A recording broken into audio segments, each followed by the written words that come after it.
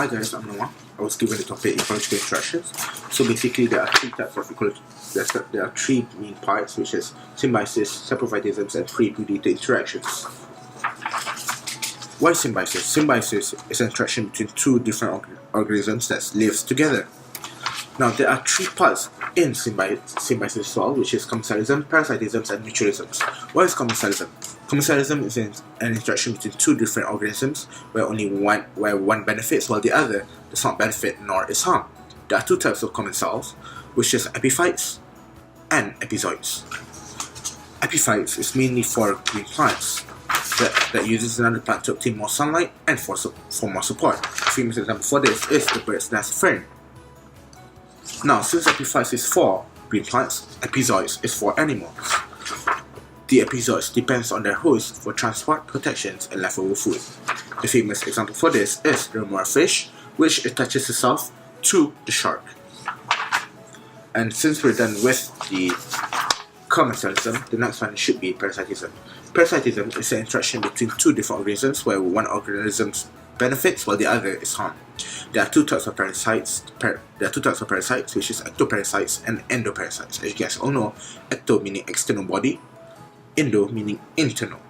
So ectoparasites they stay on the external body of their host, and they depend for food, protection, and transportation. The famous example for this is of course the dog flea. Now, as you guys all know, the dog flea of course stays on the body of the dogs. For the endoparasites, well, basically it's mostly various types of worms that live in the alimentary canals of their hosts and absorb nutrients from the intestines of their hosts. The next one for the symbiosis is mutualism. Mutualism is an interaction whereby both sides benefits. The famous example for this is the hermit crab and the sea anemone. So how does one another benefit from one another? So sea anemones obtain transport and leftover food from the hermit crab, while the hermit crab obtains protection from its predators because of the poisonous tentacles of the sea anemone. And now that we're done with the symbiosis, the next one should be saprophytism. Saprophytism is an interaction whereby an organism lives and obtains its food from dead and decaying organic matters. There are two types of saprophytisms, which is saprophytes and saprozoids. Saprophytes, which is mainly for plants that obtain food from decayed organic matter. The famous one for this is of course the mushroom. Now, saprozoids are microscopic animals that feed on decayed organic matter.